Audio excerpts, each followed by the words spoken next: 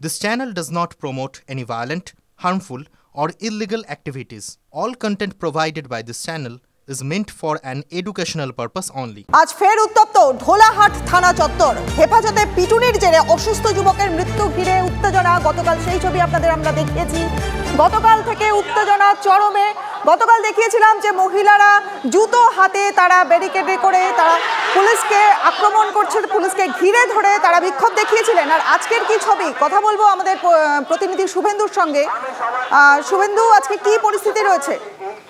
দেখো, অভিযুক্ত পুলিশ কর্মীদের শাস্তির দাবিতে থানার সামনে কিন্তু আজ সকাল থেকে বিক্ষোভে সামিল হয়েছেন নিহত যুবকের পরিবার এবং গ্রামের বাসিন্দারা।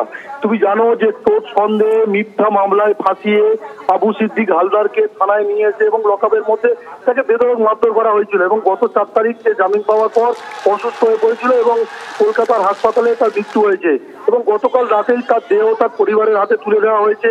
এই মুহূর্তে তার দেহর অন্ত্যেষ্টিকরণ চলছে, প্রক্রিয়া চলছে। তবে গ্রামের বাসিন্দারা এবং সাধারণ মানুষ কিন্তু ঢোলাহাট থানার সামনে ভিড় জমিয়েছেন।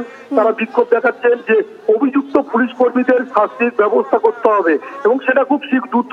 তবে এই বিক্ষোভে সামিল হয়েছেন আইএসএফ এর কর্মীরাও, আইএসএফ সমর্থকরাও, তারাও জড়ো হয়েছেন। তারাও বিক্ষোভে দাবি জানাচ্ছেন যে অভিযুক্ত পুলিশ কর্মীদের দৃষ্টান্তমূলক শাস্তি দেওয়া হোক। রাজ্য এবং জেলা আইএসএফ নেতৃত্ব তারা উপস্থিত হয়েছেন।